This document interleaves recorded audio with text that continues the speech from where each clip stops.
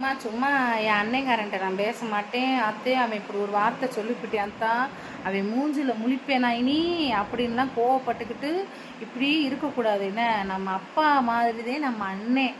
அப்பா இல்லாதவங்களுக்கு அண்ணன்தே அப்பா. ஏன்னா அப்பா உருவம் அண்ணங்கிட்ட தெரியும், அப்பா மாதிரியே அண்ணன் பாவனை இருக்கும். நீங்கள் வேணால் நல்லா பாருங்கள். முதல்ல என்ன பண்ணணும், ஓடி போய் அண்ணங்கிட்ட என்னே நல்லா இருக்கியானே, சாப்பிட்டியானே, என்னென்ன பண்ணுறேன்னு ஒரு வார்த்தை பேசிப்பிடுங்க. எம்பிட்டு கவலை இருந்தாலும் எம்பிட்டு கோபம் இருந்தாலும் நல்லா இருக்கியா சாப்பிட்டியான்னு தங்கச்சி கேட்டுவிட்டா அன்னைமார்களுக்கு அப்படியே குழு குழு குழு குழுன்னு ஐஸை மேலே கொட்டுன மாதிரி இருக்கும். மாறிடுவாங்க. அவங்க மேலே இருக்க கோபமெல்லாம் போயிடும். சரியா? சும்மா அண்ணன் தங்கச்சி பகையெல்லாம் வச்சுக்கக்கூடாது. யாருக்கு கிடைக்கும் சொல்லுங்கள்? யாருக்குங்க கிடைக்கும்? தம்பி வேணால் பிறக்கலாங்க, அண்ணன் பிறக்க மாட்டேயாங்க. நமக்கு முன்னாடி பிறந்தவன் நமக்கு அடுத்து பிறக்க முடியுமா? ஒரு பிறப்பு தான் அண்ணன்.